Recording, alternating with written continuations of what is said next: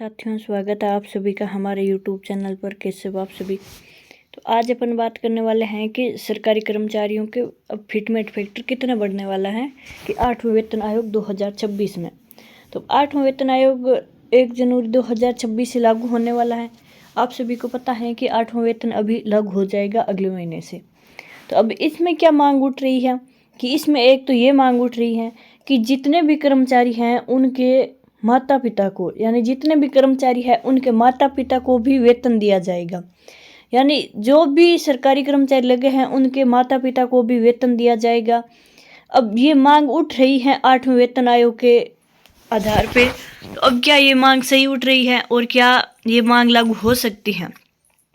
तो अब अपन आगे बात करेंगे कि 8वें वेतन आयोग में अब फिटमेंट फैक्टर कितना बढ़ रहा है और सिर्फ इन कर्मचारी यानी सभी कर्मचारियों के लिए लागू नहीं है, वो भी कुछ कर्मचारियों के लिए लागू है।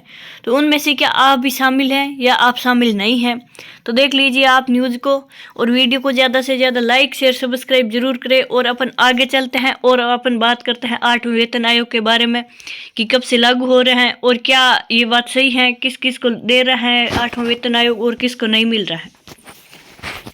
तो आगे चल के बात करते हैं कि सरकारी कर्मचारियों के वेतन और भत्तों से जुड़ा 8वां वेतन आयोग देश भर के कर्मचारियों के लिए एक महत्वपूर्ण विषय है और वर्तमान में केंद्र सरकार ने 8वें वेतन आयोग की रिपोर्ट पर कई अहम कदम भी उठाए हैं और जिनका सीधे असर सरकारी कर्मचारियों की सैलरी और पेंशन पर पड़ता है। इस आयोग की प्रमुख सिफारिशें वेतन वृद्धि, पेंशन व्यवस्था सुधार और महंगाई भत्ते की नई दर तय करने से संबंधित होती हैं। अब है कि हाल ही में 8वें वेतन आयोग की सैलरी संरचना में एक नई मांग उठी है जिसमें कर्मचारियों के माता पिता की सैलरी भी शामिल करने की बात कही जा रही है। तो क्या ये बात सही है कि कर्मचारियों के माता पिता की भी सैलरी को शामिल करने की बात कही गई है और इसका मकसद कर्मचारियों की आर्थिक सुरक्षा को बढ़ाना और परिवार जिम्मेदारियों का सही मूल्यांकन करना है। अब बात करें कि 8वें वेतन आयोग के बारे में सरल भाषा में पूरी जानकारी अपन देते हैं और बात करते हैं आगे और चलते हैं 8वें पे कमीशन यानी 8वें वेतन आयोग 2025 के बारे में डिटेल से जान लेते हैं। अब 8वें वेतन आयोग केंद्र सरकार द्वारा गठित एक समिति है जिसका काम सरकारी कर्मचारियों और पेंशन भोगियों का वेतन, भत्ते और पेंशन प्रणाली में सुधार करना है।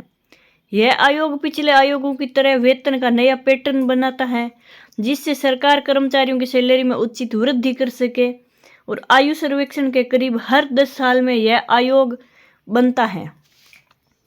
8वें वेतन आयोग की रिपोर्ट 2025-26 में लागू होने के आसार हैं जिसमें कर्मचारियों की सैलरी लगभग 25 से 30% बढ़ने की संभावना है।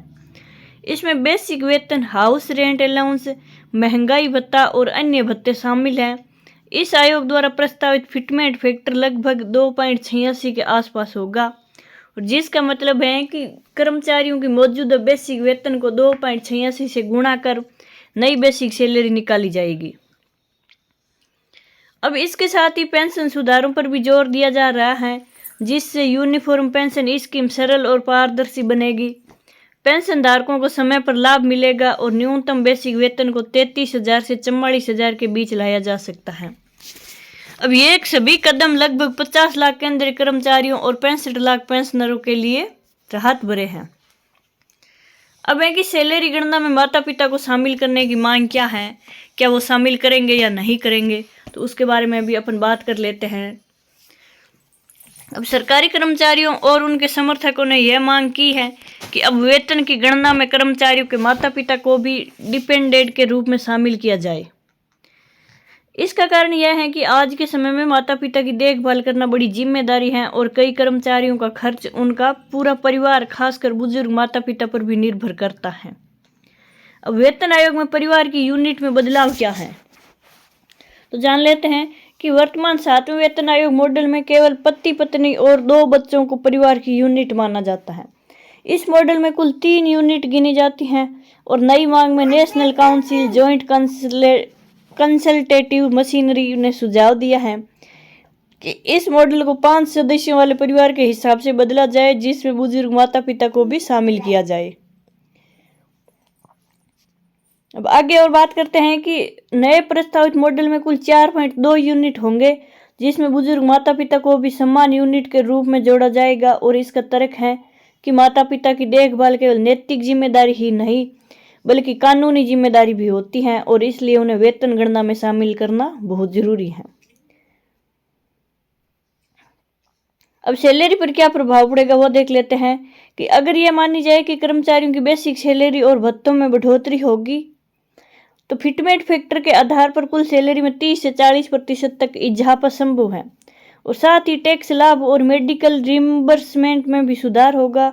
इससे कर्मचारियों की नेट सैलरी बढ़ेगी और साथ ही बुजुर्ग माता पिता की देखभाल में होने वाले खर्चों का बोझ भी कम होगा।